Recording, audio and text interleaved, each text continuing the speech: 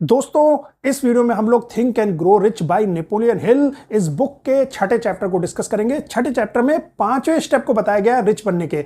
जैसे हमने बताया था कि 13 स्टेप हैं सोच के अमीर बनने के, तो छठे चैप्टर में हम पांचवें स्टेप के बारे में पढ़ेंगे जिसका नाम है imagination, the workshop of the mind. अब इमेजिनेशन की बात देखिए दोस्तों, याद करिए, आपको हर चैप्टर में पहले दूसरे तीसरे चौथे चैप्टर में भी ऑथर ने हल्की हल्की इमेजिनेशन की बात की है, जहां पर वो ये बोलता है कि आपको ऐसा फील करना है कि जो आपने मनी लिखी है ना कि मुझे 100 करोड़ रुपीस चाहिए या मुझे 2 अरब रुपए चाहिए, जो भी अमाउंट आपने नोट डाउन किया है, फिर आपने ये डिसाइड किया कि कितने समय में उसको अचीव करना है, फिर आपने ये डिसाइड किया कि किस तरीके से उसको अचीव करना है, क्या प्रोफेशन, क्या सर्विसेज देके। उसके बाद उस ऑथर ने चौथा स्टेप क्या बताया कि आपको इमेजिन करना है एज इफ कि जैसे आप उस मनी को प्राप्त कर चुके हैं, जिसको उसने ऑटो सजेशन वाले चैप्टर में बताया कि सुबह शाम दिन रात अपने माइंड को आपको सेल्फ सजेशन देना है कि आप इस मनी को अचीव कर सकते हो। आपको फेथ रखनी है, आप अपने आप को कैपेबल मानते हो और आपको ऐसे सोचना है, अपने माइंड को ऐसे फील कराना है कि वो मुझे मनी मिल गई है, मैंने किस तरीके से उतनी मनी ली और फिर मैं उस मनी से क्या कर रहा हूं। मैंने उस मनी से बहुत सारी प्रॉपर्टी खरीद ली, बहुत सारे बंगले खरीद लिए, गाड़ियां खरीद ली, इस तरह की चीजें जो आपको इमेजिन करनी है, क्योंकि ऑथर ने बताया कि इमेजिनेशन ही सबकॉन्शियस माइंड के द्वारा रियलिटी में बदल दिया जाता है। तो इस चैप्टर में भी ऑथर आपको यही बताना चाह रहा है कि जो इमेजिनेशन है ना, उसी की वजह से आज दुनिया में आप इतना सारा डेवलपमेंट देख रहे हैं। आप ये हवाई जहाज को उड़ते देखते हो ना दोस्तों, मैं आपसे बोलता हूं आज से आप 1000 साल पहले पैदा हुए होते, मान लो आप अकबर के टाइम पे पैदा हुए होते, उस समय पे आप किसी व्यक्ति से कहते हैं ना भाई कि मेरे दिमाग में एक इमेजिनेशन आ रही है कि काश कोई ऐसी मशीन बनाऊंगा मैं जिससे कि हम आकाश में उड़ेंगे पंछियों की तरह, तो लोग आपको पत्थर मारते, पागल कहते क्या बकवास कर रहा है, ये पागल हो गया है। लेकिन आज वो रियलिटी है। आज से अकबर के जमाने में अगर आप किसी से कहते कि हम भाई यहां पे बैठे हैं और बैठे बैठे तू होगा गल्फ कंट्री में, हम तेरे को दिखाई देंगे, तो कहता है ये पागल हो गया क्या, ये तो पुराणों में कथाओं में होता था या फिर अरेबियन नाइट्स की कहानियों में होता था, ये यहां पे कैसे हो जाएगा। अलादीन का कालीन उड़ता था कहानियों में, अलादीन का जिन्न कहीं भी प्रकट हो जाता था, या हमारी पौराणिक कथाओं में देखो आप, लोग प्रकट होते थे एक जगह से दूसरी जगह पे, दिखते थे, वहां पे ना होके भी दिखते थे, लेकिन वो सब हमारी इमेजिनेशन ही थी ना। जो हमने माइथोलॉजी लिखी, जो हमने कहानियां लिखी, किसी भी देश में जो कहानियां लिखी गई, मैं सिर्फ इंडिया की बात नहीं कर रहा हूं, किसी भी देश में जो माइथोलॉजी और कहानियां लिखी गई, उसमें हमने जो जो चीजें इमेजिनेशन में डाली कि ऐसे अस्त्र चल रहे हैं जिससे कि आग निकल रही है, आज उस तरह के अस्त्र बन गए हैं जिनसे आग निकलती है। तो हमने अपने इमेजिनेशन को ही रियलिटी में बदला। ऑथर इसीलिए कह रहा है कि आपको अगर किसी चीज को रियलिटी में बदलना है तो पहले उसको इमेजिन करना पड़ेगा, क्योंकि हम हर उस चीज को रियलिटी में बदल सकते हैं जिसको हम इमेजिन करते हैं। अगर आप इमेजिन नहीं कर पा रहे किसी चीज को ना, इमेजिन मतलब कल्पना, अगर आप किसी चीज की कल्पना भी नहीं कर पा रहे हैं तो फिर कभी आप उस चीज को अचीव नहीं कर सकते। तो अगर आप भारत के नहीं पूरे विश्व के सबसे अमीर आदमी बनना चाहते हैं, अगर आप नए अंबानी, टाटा, बिरला बनना चाहते हैं, अडानी बनना चाहते हैं, तो आपको यह इमेजिन करना पड़ेगा कि आप ऑलरेडी पोजीशन में उस चीज के। आपने इमेजिन किया कि मैं अगला अडानी बनना चाहता था, मल्टी बिलियनियर आदमी बनना चाहता था, और मैंने कैसे अचीव किया, मैंने अपनी एक बिजनेस चालू किया, उस बिजनेस के थ्रू मैंने 5 साल में सब कुछ अचीव कर लिया, आज मेरे पास चॉपर है, ये है, मैं 5 साल बाद को देखिए, इमेजिन करिए।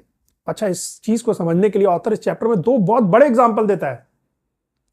एक तो दोस्तों जो आप दबा के कोल्ड ड्रिंक पीते हो ना, कोका कोला, उसका एग्जांपल देखिए दोस्तों। कोका कोला पूरे विश्व की पहली कोल्ड ड्रिंक थी। उससे पहले इस तरह की कार्बोनेटेड सोडा ड्रिंक कोई आती नहीं थी कोला फ्लेवर में, तो ये पेप्सी, थम्स अप वगैरह सब बाद में आएंगे। तो जिस जमाने में कोका कोला का फॉर्मूला बना था ना, तो वो एकदम नया फॉर्मूला था, अपने आप बन गया।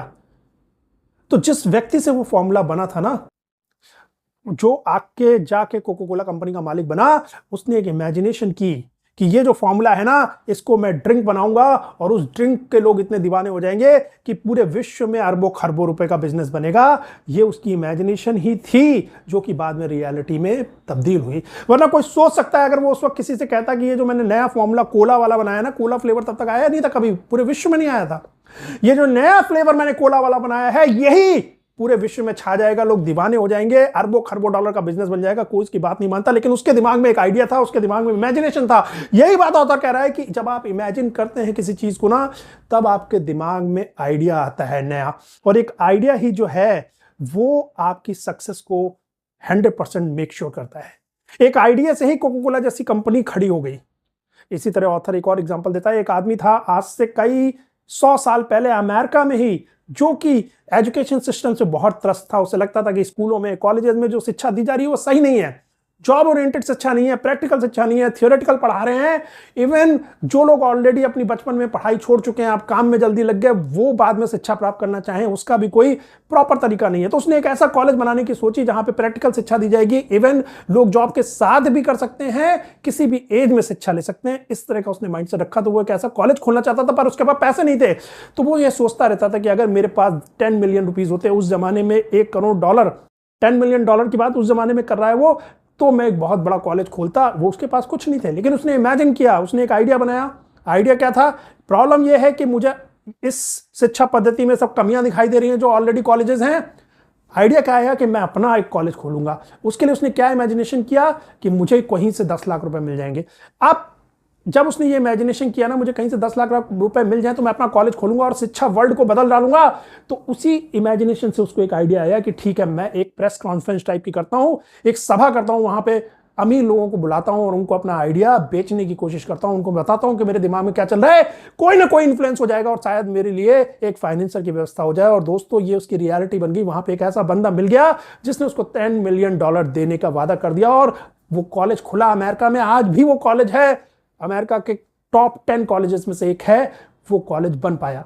तो ऑथर आपको यही बताना चाह रहा है कि आपको अपनी इमेजिनेशन को बंद नहीं करना है। आज की डेट में अगर आप किसी से कहो ना कि मैं ऐसा डिवाइस बनाने वाला हूं जिससे कि इंसान प्रकाश कणों में बदल के टेलीपोर्ट हो जाएगा, यहां से सीधे अमेरिका पहुंच जाएगा टेलीपोर्ट होकर, यह आपने इमेजिनेशन देखी होगी, पौराणिक कथाओं में भी होती है, माइथोलॉजी में होती है।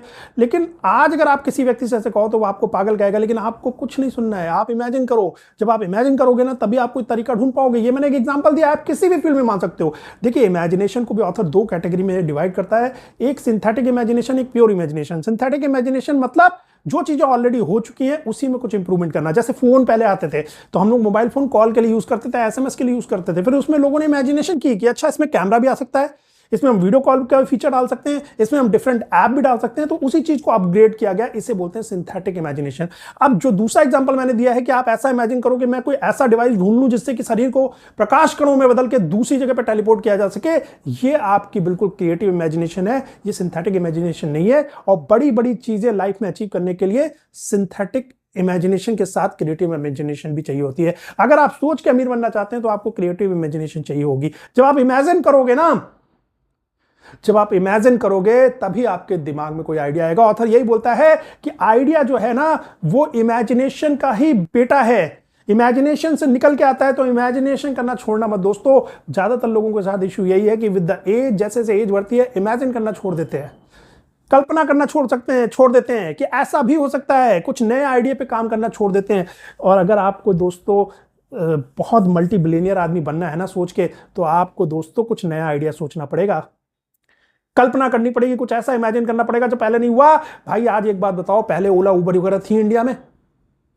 किसी ने ये सोचा ना कि अच्छा मैं ऐसा कर सकता हूं कि ये जो टैक्सी वालों की मोनोपोली है, टैक्सी वाले बिखरे हुए हैं, जनता को अलग परेशानी हो रही है, मैं एक ऐसा ऐप बना देता हूं जिस ऐप के अंतर्गत ऐप से ही सारे लोगों को, मैं टैक्सी वालों को और जनता को जोड़ देता हूं। इमेजिनेशन थी, आज वो $1 मिलियन की कंपनी बन गई ओला।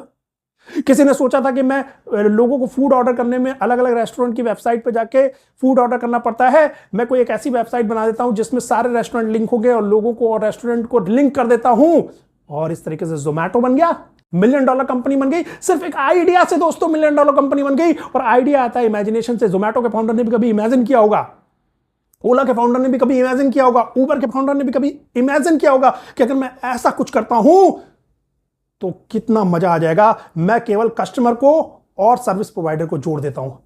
कार सर्विस प्रोवाइडर, कस्टमर को जोड़ दिया, फूड सर्विस प्रोवाइडर और कस्टमर को जोड़ दिया, एंड कमाल हो गया दोस्तों। आई थिंक मैंने ये जो 2 एग्जांपल दिए ये आपको आज के जमाने के हिसाब से बिल्कुल अप टू डेट लग रहे होंगे और आपको समझ में आ गया होगा। तो दोस्तों, आपको भी कुछ इमेजिनेशन को नहीं छोड़ना है, क्रिएटिव आइडिया लगाना है। वही आइडिया जो है आपको दुनिया का सबसे अमीर आदमी बनाएगा। So think and grow rich. चलिए मिलते हैं नेक्स्ट वीडियो में नेक्स्ट स्टेप के साथ। बाय दोस्तों।